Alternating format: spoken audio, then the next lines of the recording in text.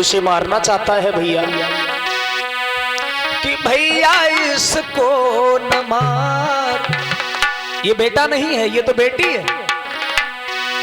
भैया इसको न मार तेरी भांजी लगे।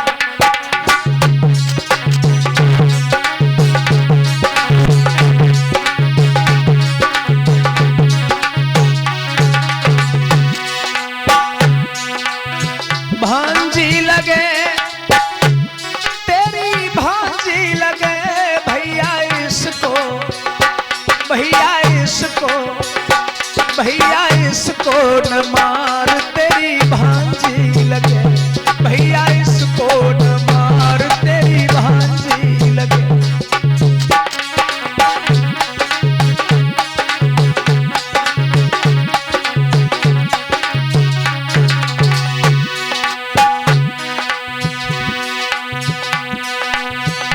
कंस से बोली,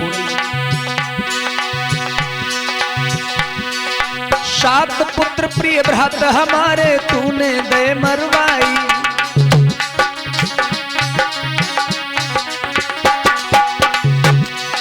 सात पुत्र प्रिय भ्रात हमारे तूने दे मरवाई। मगर आठवें गर्भ में मेरे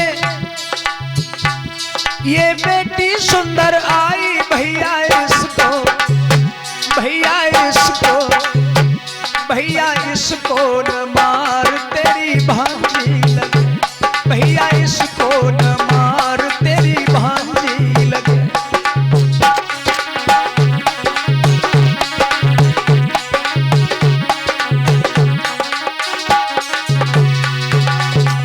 देवकी बार बार विनय कर रही है, भैया कंस तू इस लड़की को मत मार, क्योंकि बेटी को मारना तो पाप होता है।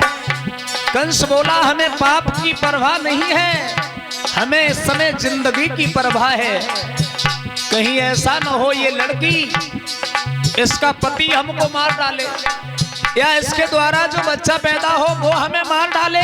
हम मरना नहीं चाहते हैं, हम अमर होकर के जीना चाहते हैं। और कंस बार बार मना करने पर भी नहीं मानता है। देवकी कह रही है भैया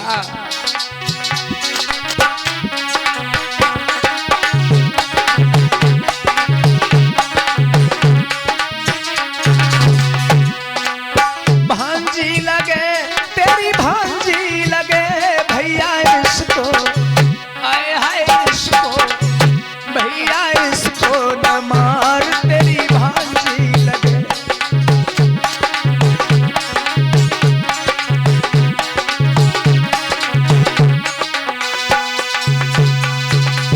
देवकी बार बार निवेदन कर रही है, लेकिन कंस अपनी जिद पर अड़ा हुआ है, हम इस लड़की को भी नहीं छोड़ेंगे।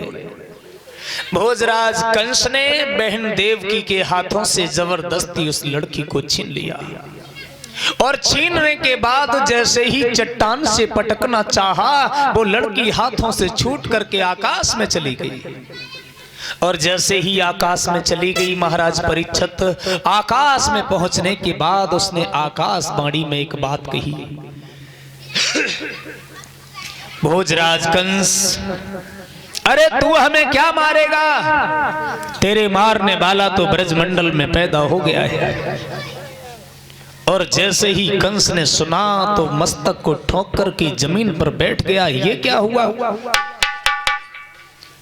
देवताओं ने ये हमारे साथ में कैसी चाल चली है? लगातार हमने इतने बच्चों को मार डाला, लेकिन आकाशवाणी हो रही है कि मेरा काल ब्रजमंडल में हुआ है। इसका मतलब काल कहीं दूसरे घर में पैदा हुआ है, और मुझसे धोखे में मेरे सभी भांजों को तुमने मरवा डाला।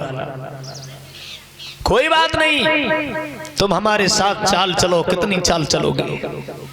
तुम जितनी चाल चलोगे उतना ही ज्यादा हम मजबूत होते जाएंगे।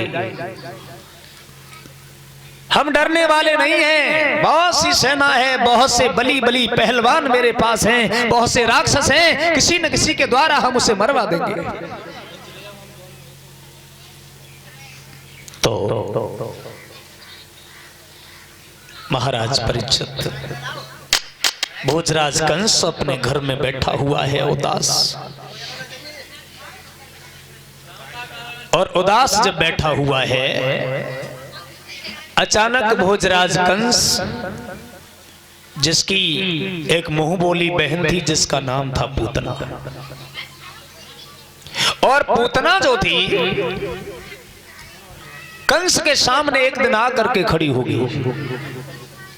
भैया क्या बात हो गई है, तुम्हारा चेहरा बड़ा आजकल उदास रहता है, तुम्हारे चेहरे पर मुस्कुराहट नहीं रहती, मुस्कुराहट नहीं रहती, दिन प्रतिदिन सोच में पड़े रहते हो। मैं तुम्हारी बहन हूं, कोई तकलीफ है तो हमें बताओ, हमें बड़ी ताकत है, हम तुम्हारी मदद करें। पूतना के कहने पर कंस ने ये कहा, बहन तुम हमारी क्या मदद कर सकती हो, हमारा काल ब्रजमंडल में पैदा हो गया है, क्या तुम उसे मार सकती हो? जवाब दिया, कितने दिन हो गए? अभी तो 1 घंटा ही हुआ है।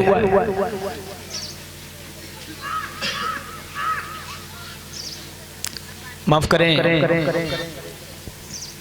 1 से 5 दिन के बच्चे जितने भी ब्रजमंडल में हैं, क्या तुम उन्हें मार सकती हो? पूतना ने कहा, हाँ जानो, कौन सी बड़ी बात है, 1 से 5 दिन के जितने भी बच्चे हैं हम सबको मार देंगे। कैसे मार दोगी? किसी के घर में ऐसे जाओगी तो पकड़ी जाओगी? पूतना कहने लगी, मुझे कोई पहचान नहीं सकता, मुझे कोई नहीं पहचान सकता। कैसे? पूतना बोली, मैं बहुत अच्छी माया रचना जानती हूँ, मैं मायावी वेश छुपाना जानती हूँ, भेष बदलना जानती हूँ। पूतना ने बहुत सुंदर एक भेष बनाया और गोकुल की तरफ चली।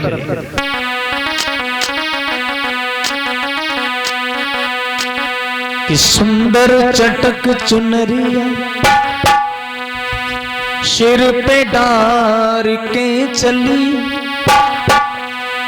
करिया रंग की परिया पैर पार के चली, और पग संभार के चली, कि झटका झटका मार के चली।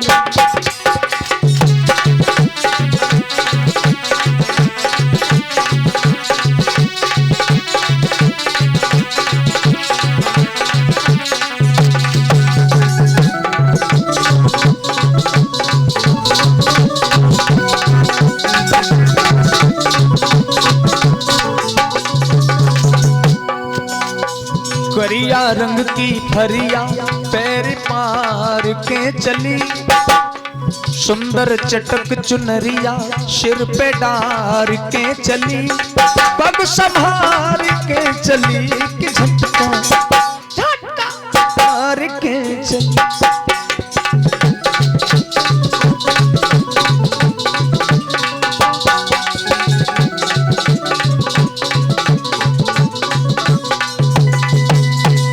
पूतना ने भेष छुपाया और पूतना आगे चली, सिर पे ओढ़ी चुनरिया और भागी चली, सिर पे ओढ़ी चुनरिया और भागी चली।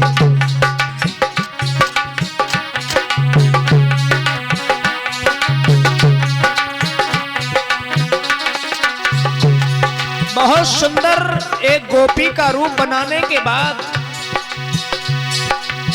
पहनी साड़ी बनारस वाली,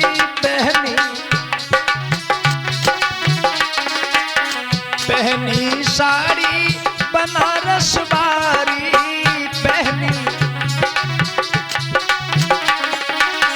जामे घोटी है लाल किनारी, जामे